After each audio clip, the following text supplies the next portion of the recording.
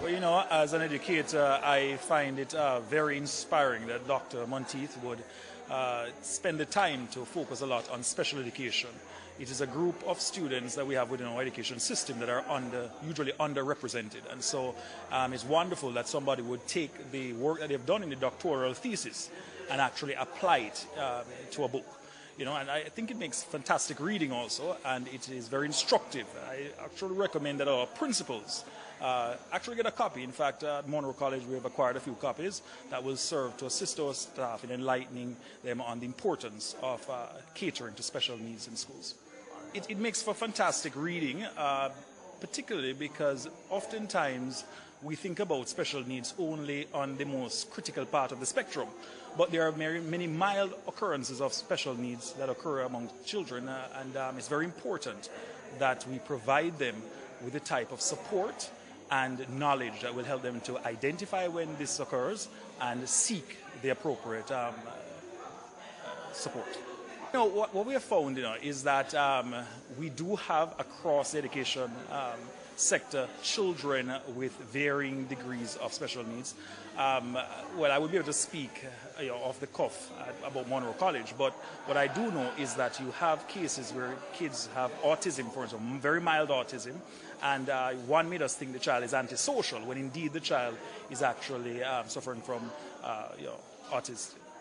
And this book, I think, provides that knowledge, that data-driven research that will provide the basis from which to assist and support students with various types of disorders. This book is critical at this time. There's not much material that is written from a Caribbean perspective and even further a Jamaican perspective. And so what we have seen in this book is the history of special education, where we are coming from, and what it has done as well is it has emphasized the struggles we've had over the years and where we are now.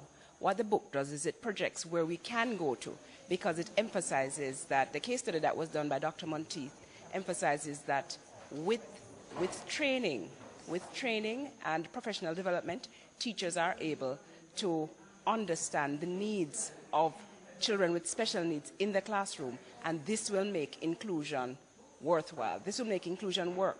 It's very important that we demystify students with special needs. It's very important that we understand that students with special needs are just persons who may learn a little differently, and it's a matter of understanding them and accommodating them in the classroom.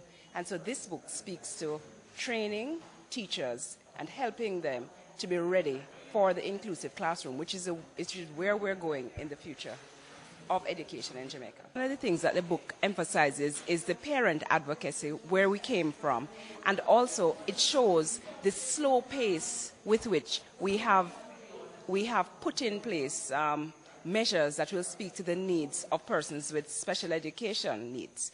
But it is very important to understand that progress sometimes may be slow, but we are making progress.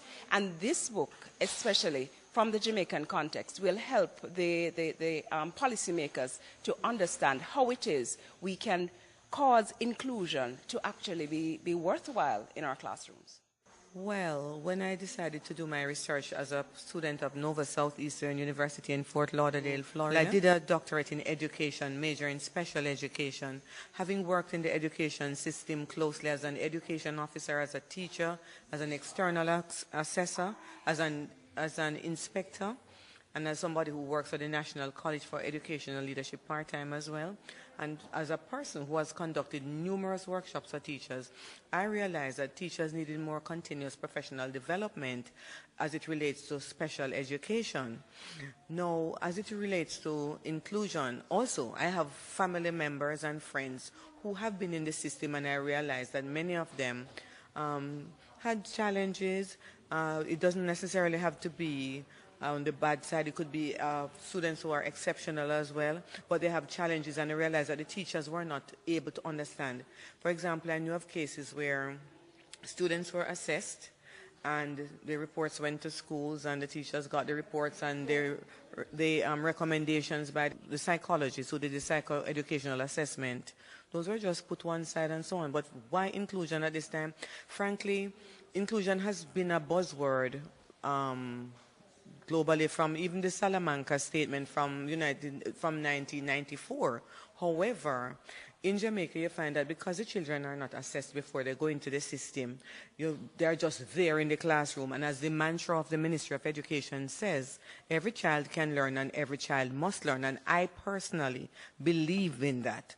And so as a result of that, I decided to do some further research to find out what is it that is, how can we help teachers to be able to cater to the needs of all the children through differentiated instruction, through co-teaching, through mentorship, and to have continuous professional development. The policymakers, because we keep on saying that in Jamaica that we have an inclusive system. We're just saying that, but as we are aware, 10% of any classroom has children with special needs, right?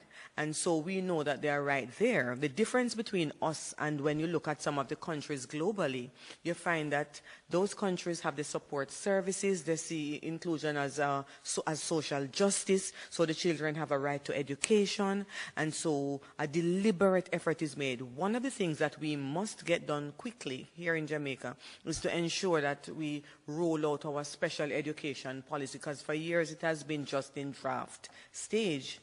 And we are very happy that in 2014 we have our Disabilities Act. So we know that in Jamaica we are making strides, but we are going slowly. We need to just step up the pace. And parents, lecturers, school leaders, teachers should have a better understanding of what it is to have those children who are there who feel so demotivated.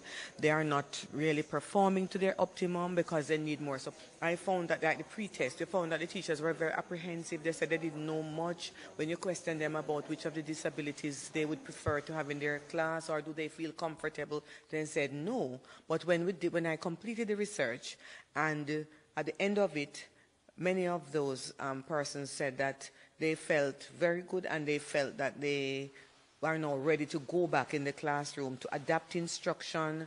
They feel more confident. Their self-efficacy is just up, you know. So I believe that it is timely. And to tell you the truth, there's an international conference that is coming up. It is going to be in Jamaica from June 26 to 28, the Diocese Conference in Montego Bay.